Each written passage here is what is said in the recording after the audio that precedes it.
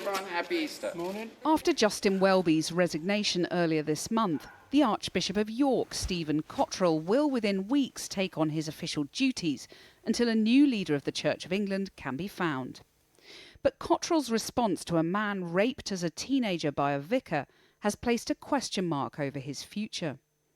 Just over a decade ago, Matthew Ironson, by then a vicar himself, found the courage to disclose the abuse to John Sentamu, who was then Archbishop of York, and other senior church clergy, including bishops. I disclosed 8 times to 5 bishops, including John Sentamu was the Archbishop of York. I got a one-line letter back that said, "Thank you for your letter which I have read, please be assured of my prayers and best wishes." And he did absolutely nothing. Frustrated, Matthew reported his abuser to the police. And in 2017, Trevor Devamanicum was charged with multiple counts of serious sexual abuse against Matthew, but he died by suicide before he was due to appear in court.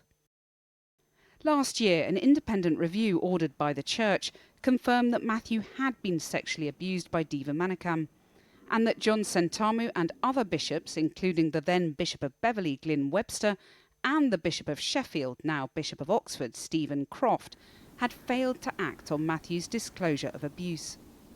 Bishop Stephen Croft publicly apologised for his shortcomings. Stephen Cottrell is John Sentamu's successor. He apologised to Matthew after last year's review of the case. What happened next? What did the Church do next? I got a letter of apology from Stephen Cottrell, and on it he put on, "Contact me at any time." So I did, and particularly regarding Bishop Glyn Webster then, who was the Bishop of Beverley. He'd ignored my disclosure. He was reported in the review as having done so. Stephen Cottrell told me he wasn't going to take any further action against Bishop Glyn Webster, the Bishop of Beverley, and he said to me, because he's approaching retirement, his ministry is coming to an end, and I don't see what benefit it would be. A few weeks after that, Stephen Cottrell made him Vicar of All Saints, North Street in York. John Sentamu, by now an assistant bishop in the Newcastle diocese, was suspended from ministry after he rejected the review's findings, saying the reviewer had misunderstood the jurisdictional, pastoral and legal responsibilities of diocesan bishops and archbishops of the Church of England. Matthew was astounded when last month Justin Welby and Stephen Cottrell wrote a joint letter to the person who'd suspended John Sentamu, the Bishop of Newcastle, Helen Ann Hartley, urging her to reinstate him.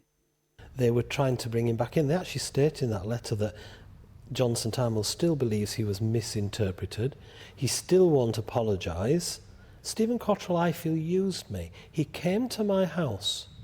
He apologised. Now we find he's going behind my back to try and get Sentamu back into office. It's very, very underhand.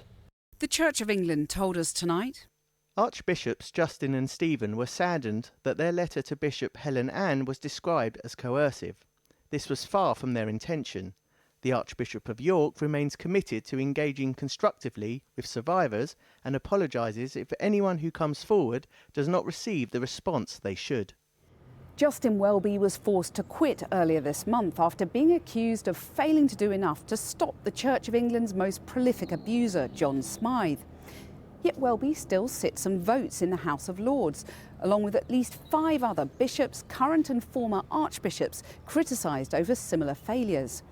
Now I'm told there's growing pressure for those who have fallen short to lose their perch in Parliament. Some 26 Church of England archbishops and bishops, known as the Lords Spiritual, currently sit and vote in the second chamber, their presence there dating back to the Middle Ages. Should those bishops criticised in the Macon Review or other reviews into church abuse, should they remain in the House of Lords? Absolutely not. I think that all bishops who have been named in the Macon Review need to step back from all public ministry, including the public ministry which includes sitting in the House of Lords, until those further investigations are done. The Reverend Robert Thompson sits on the General Synod, the highest governing body of the Church. If you're talking about removing all of the bishops from the Lords, that raises huge constitutional implications, doesn't it, of a sort of massive historical scope? I think it does absolutely raise enormous constitutional issues, but we are now a modern liberal democratic society. At present, the bishops are unelected from within the church, become bishops only because they happen to be one of those number of bishops into an unelected chamber. They're doubly unelected. I'm not talking about that. The Smythe abuse scandal unearthed by this programme 7 years ago is providing a moment of reckoning for the church. Channel 4 News has now learnt veteran Labour peer Harriet Harman plans to amend the bill removing the remaining hereditary peers in order to deprive the bishops of their right to a place in the Lords at the same time. Well, 26 bishops sit in the House of Lords, including 3 that you heard about in that report. Stephen Cottrell, the Archbishop of York, Stephen Croft, the Bishop of Oxford, and John Sentamu, who's currently suspended from preaching. Several of those criticised in the recent review also hold seats, including Stephen Conway, Bishop of Lincoln, the former Archbishop of Canterbury, George Carey, and of course Justin Welby, who's quitting Lambeth Palace over the Smythe scandal. Well, joining me now is the former Conservative MP and Culture Secretary Nadine Dorries, who's revealed that she was abused by an Anglican vicar when she was a child. Nadine Dorries, given your own experience of abuse in the church and trying to get the church to recognise what had happened to you, do you sympathise with Matthew Einson, who you heard talking there? Well, sadly, everything Matthew said was just all too familiar. Because as you know, Kathy, because we've discussed this, I had a meeting myself with bishops in the House of Lords. And Matthew, I think, used the word underhand. That's very much how I felt about how my case and my complaint was handled. Particularly as it took such a long time for me I didn't even kind of out myself, I was outed by somebody else.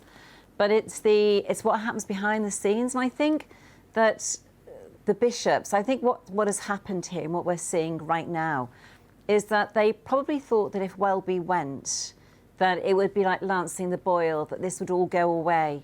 And yet what we clearly see are a group of people who are completely out of their depth, have no idea how to handle complaints in an appropriate way.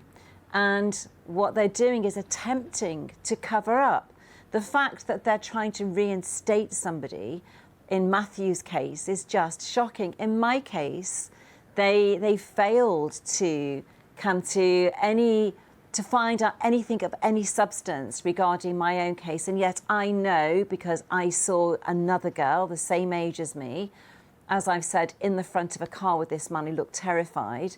I simply cannot believe that they took the person who abused me in for training into the Church of England for 2 years and then farmed him out to a parish in Norfolk, a rural parish, at the same time as telling everybody he'd gone to America. So, they do cover up. And do you think, therefore, that the Archbishop of York, who was, Matthew called for his resignation, do you think he should quit? Do you think other bishops who've been named in different reports, various different reports, do you think they should quit? Yeah, but it shouldn't be, Harriet Harman having to lay down an amendment to a bill. It shouldn't be you doing this on Channel 4. Their own decency should make them realise that this is the only option which faces them. They've let people down badly. They've attempted to cover up wrongdoing in the church. They've let people down, and I think they have no option but to resign.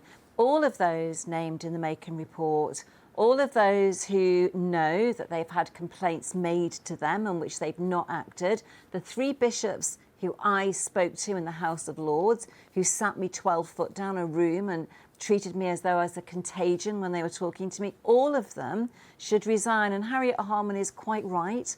I think the Church of England has forfeited its right for bishops to sit in the House of Lords now. That needs to stop too, and I really hope Harriet is successful with that. OK, but you're talking about overturning hundreds of years of history here. I mean, can the church continue? Can it still call itself the established church, or is it now curtains for that? So, I said over the Conservative Party that political parties too die. Institutions do, over a long period of time, where there is hierarchy and deference, toxic cultures do develop. And when that does happen, then serious consequences follow as a result. So now, whether no the church is unable to survive, That the Church of England now, in order to survive, needs to do something very drastic and very positive about the issues it's facing now. The problem is, I don't think they're able to. They are, I think, desperately trying to survive, trying to shut this story down, trying to cover up what has happened. And the more they continue to do that, the worse this situation will get, right, and the more vulnerable their long-term future will be. Mm-hmm. So they need to address these issues quickly in a very positive way, or I think they, by their own hand, they will become more vulnerable as an institution and will find it difficult to survive. Nadine Dorries, thank you very much for joining us.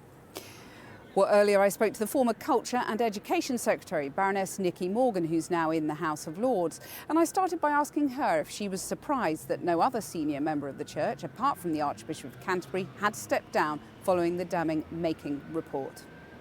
I suspect that we may see more people reflecting on their position before too long. So you don't think it's enough for one person to quit, the person at the head? Well, I think if people are specifically named in a report and criticised, then I think it becomes quite difficult for them to continue in their position. But sometimes it takes longer for people to reach that conclusion. There are calls from your parliamentary colleagues, indeed from a member of the General Synod, for the bishops who have been criticised for failing in abuse cases to be removed from the Lords. I mean, some, Harriet Harman, for example, saying go even further and remove the right of the bishops entirely to sit in the Lords. Where do you stand on that? The reality is that when something like this safeguarding scandal hits an institution like the Church of England, then it'll be no surprise that people will want to debate whether in fact the time has come to remove the bishops from the House of Lords. So I think this is a debate whose time was going to come anyway. It's been hastened by this scandal, and I think many people, both inside and outside the Lords, will be asking about whether they should continue as members. Do you see their position in the Lords as a bit of an anachronism? Well, I think it is hard. Look, we live in a very multi-faith society. I'm a member of the Church of England, but I think we are in 2024, and I think many people would say, well, you know, there are lots of people who would make great members of the House of Lords. Is it right the bishops, particularly, as I say, when people are thinking about the culture of the Church of England, given this safeguarding scandal? I mean, that raises quite serious constitutional issues. You know, bishops have sat in the Lords since, you know, feudal times. Is that problematic, do you think, or do you think this is moving with the times? Well, look, I think there will be individuals who, because of the nature of their experience and what they would bring to the House of Lords, who would be right to be appointed in their own right. And it may be that a future Archbishop of Canterbury should also be there in the same way that senior members of other faiths are. But I think that Harriet Harman, if she's put that amendment down to the Hereditary Peers Bill, that's a debate whose time very firmly has come. We've broadcast allegations tonight about the Archbishop of York. Do you think he should consider his position? Well, I'm horrified to hear the story from the abuse survivor.